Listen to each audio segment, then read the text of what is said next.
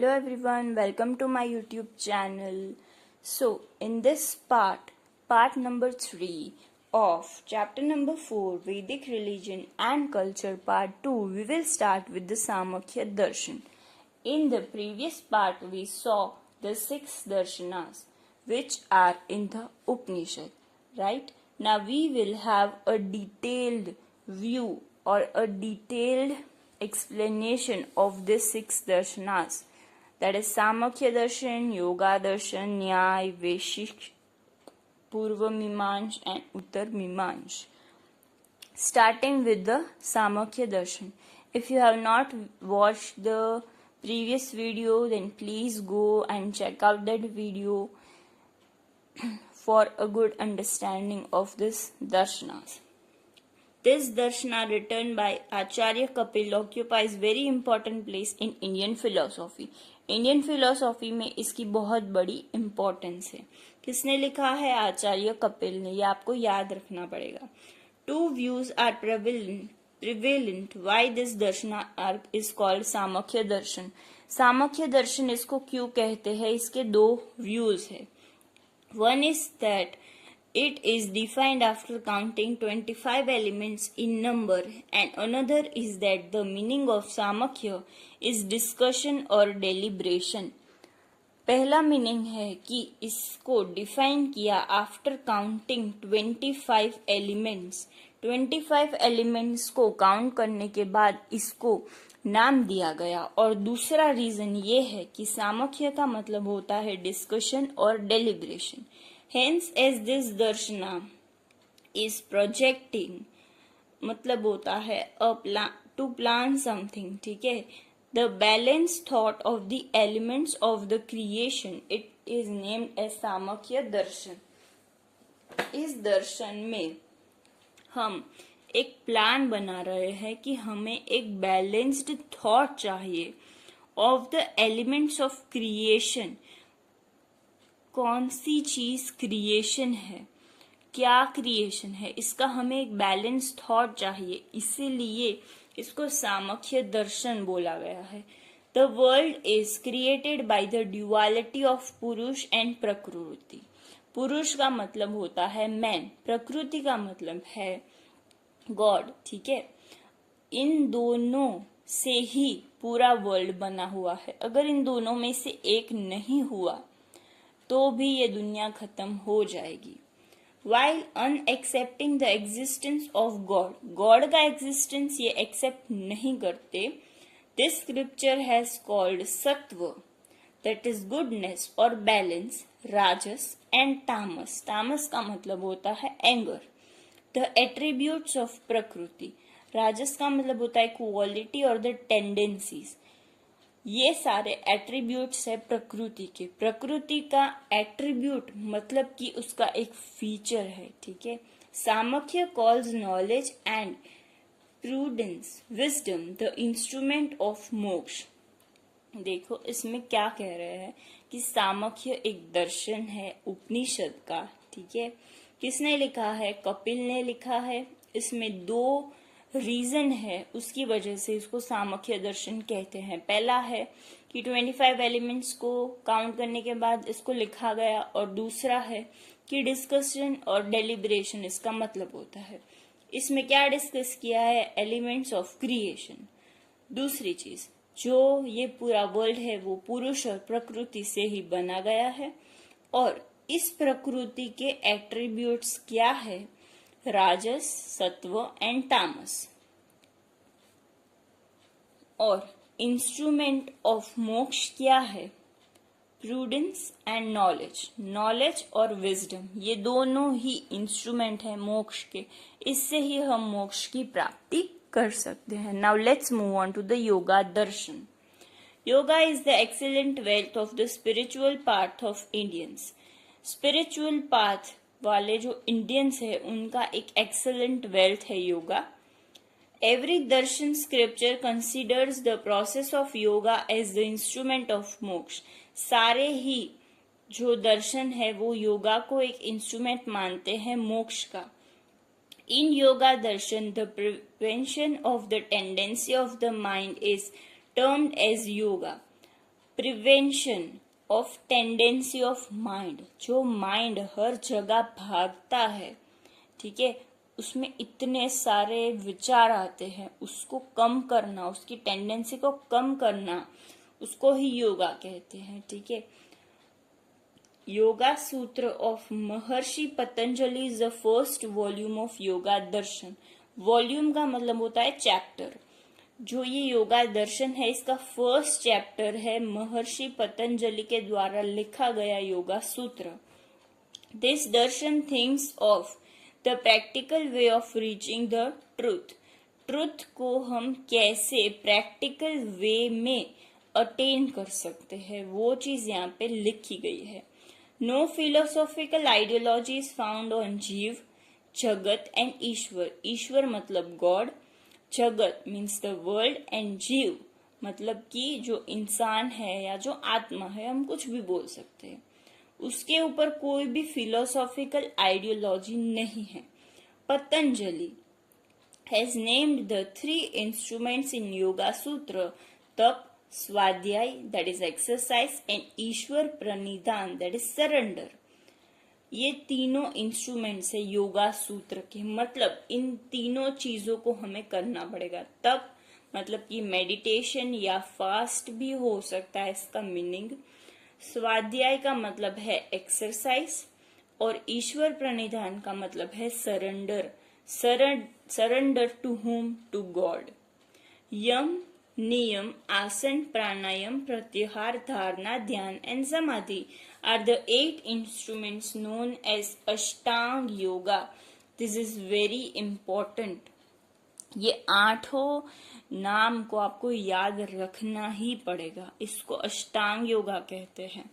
Bye them man studies into the tendency of consciousness and acquires light of the soul, आत्म प्रकाश और the knowledge. इससे इंसान को tendency of consciousness मतलब कि वो कॉन्शियस हो जाता है, उसको इतनी सूझबूझ आ जाती है, और लाइट ऑफ द सोल वो प्राप्त करता है, नॉलेज को प्राप्त करता है। In this Ashtanga yoga the first 5 yam, niyam, asan, pranayam and pratyahar are the bahirang related to the body instruments। ये सारे एक्सरसाइजेस है, और जो बाकी के 3 है दैट इज धारणा, dhyana and samadhi are antaranga, mind and soul which is related to internal this instruments. The final step is the samadhi. Final step है समाधि। It is considered the best state. इसको बेस्ट स्टेट भी बोलते हैं। इन इट द यत one performing dhyana and dhyeya goal gate unified. जो ध्यान और ध्येय करता है, उसको जब वो यूनिफाइड हो जाता है, जब वो दोनों चीजें मिल जाती है, तब हमें समाधि मिलती है। एंड समाधि इज रियली डिफिकल्ट। आप पहले 5 स्टेप्स कर सकते हो, दूसरे 2 स्टेप्स कर सकते हो, but samadhi is something which is really difficult to get, ठीक है। The utility of this yoga is not only theoretical but practical. इसकी यूटिलिटी सिर्फ थियोरेटिकल नहीं है बट प्रैक्टिकल भी है। With it man could unify body, heart and consciousness and attain moksha. इससे इंसान ये सारी चीजों को मिला सकता है और मोक्ष की प्राप्ति कर सकता है। Let's move on to the Nyaya. The meaning of Nyaya in the scripture of darshan is quite broad। न्याय का मतलब थोड़ा सा बड़ा है। स्क्रिप्चर्स में अगर हम देखें तो Nyaya darshan means to examine the matter with the help of different measures and bases। अलग अलग बेसिस और अलग अलग मेजर्स की मदद से उसको एग्जामिन करना, मैटर को एग्जामिन करना, उसे न्याय कहते हैं। It is also known as logic और standard scripture because the main purpose of Nyaya darshan is to acquire relevant knowledge. Relevant knowledge लेना, और इसको क्या कहते हैं, लॉजिक और स्टैंडर्ड स्क्रिप्चर, ठीक है, क्योंकि ये रेलेवेंट नॉलेज लेता है। Nyaya considers the knowledge as the light, knowledge को क्या कहा गया है, लाइट कहा गया है, और word as standard. According to this, darshana, soul, body and mind are beyond the senses, ये सेंसेस के परे हैं। Hence here the final goal is moksha, मोक्ष ही फाइनल गोल है हर एक दर्शना में। Here the proof of the existence of God is also given, यहाँ पे प्रूफ भी दिया गया है कि गॉड भी होते हैं। Like other दर्शना, न्याय also explains how to attain मोक्ष by relevant knowledge। न्याय में हमने क्या देखा, वो स्क्रिप्चर है और उसका मीनिंग बहुत ब्रॉड है। इसमें हम एग्जामिन करते हैं with the help of different measures and bases. इसको लॉजिक और स्टैंडर्ड दर्शन भी कह सकते हैं क्योंकि रेलेवेंट नॉलेज हम लेते हैं। इसमें नॉलेज को लाइट कहा गया है, वर्ड को स्टैंडर्ड कहा गया है, सोल, बॉडी और माइंड बियॉन्ड सेंसेस है, फाइनल गोल मोक्ष है, ठीक है, और एग्जिस्टेंस ऑफ गॉड भी यहाँ पे दिया गया है। Let's move on to Vaisheshika, which is important, right? According to scholars, Vaisheshika Sutra, Vaisheshik Sutra compiled by the Maharshi Kannad has 317 sutras. कितने सूत्रास है उसमें, 317. This darshana, considering the physical world as real, thinks about it extensively. Physical world के बारे में बहुत सोचता है ये दर्शना। This world is created by 7 different physical and metaphysical substances, 7 अलग अलग तत्वों से ये पूरी दुनिया बनी है, ये ऐसा मानता है। Nyaya and Vaisheshika both accept the creation and the god, दोनों ही न्याय और ये वैशेषिक दोनों एक्सेप्ट करते हैं क्रिएशन और गॉड को। In short, by the combination. Let's move on to the next page. Of both darshana, complete knowledge of darshana can be acquired. अगर इन दोनों को हम कंबाइन कर दे तो एक कंप्लीट नॉलेज हम ले सकते हैं। The belief of Vaisheshika is like the न्याय, ये न्याय के जैसा ही बिलीफ रखता है। Perhaps that must be the reason why both together are named as न्याय वैशेषिक। इन दोनों को कभी कभी साथ में भी इनका नाम लिया जाता है न्याय वैशेषिक, क्योंकि इनका जो थॉट है वो ऑलमोस्ट सेम है। The follower of this Darshana lived life of complete Monks, ये कंप्लीट मॉन्क्स जैसी ही लाइफ जीते हैं, ठीक है। Purva Mimamsa, the original volume of this Mimamsa is Jaimini Sutra compiled by Maharshi Jaimin. महर्षि जैमिन का लिखा गया जैमिनी सूत्र वो इसका ओरिजिनल वॉल्यूम है। Here Karma is given importance, importance किसको दी गई है, कर्मा को। इट एडवोकेट्स द यज्ञ ritual and the religious performances mentioned in the Vedic literature. वैदिक लिटरेचर में जो यज्ञ रिचुअल और रिलीजियस परफॉर्मेंस दिए गए हैं उसको ये एडवोकेट करता है। That is the reason why it is called Purva Mimamsa. Any action when done with the desire of fruit, then man falls into the bond of sin and righteousness. But the work done without the desire of fruit gives moksha. इसीलिए इसको पूर्व मीमांस कहते हैं क्योंकि वैदिक literature में जो लिखा है वो ये एक्सेप्ट करता है। और दूसरी चीज कही है कि कोई भी एक्शन डिजायर ऑफ फ्रूट के साथ की जाए तो इंसान सीन मतलब कि पाप में पड़ जाता है, और अगर कोई work without the desire of fruit से हम करें तो हमें मोक्ष की प्राप्ति होती है। इसीलिए तो भगवान श्री कृष्ण कहते हैं कि तुम कर्म करो, फल की चिंता मत करो। अगर फल की चिंता करोगे तो वो पाप हो जाएगा।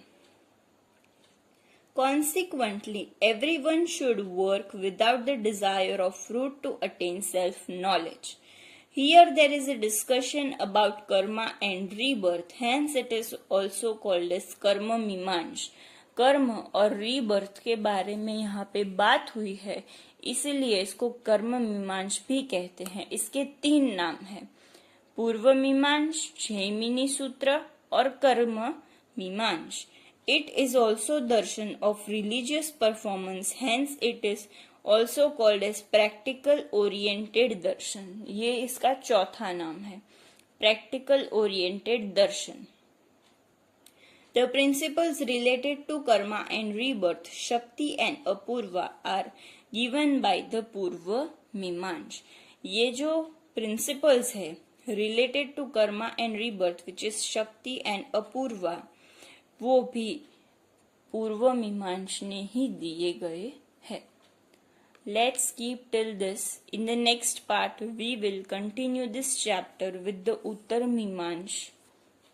In this part, we discussed about the different darshanas which are in the Upanishad.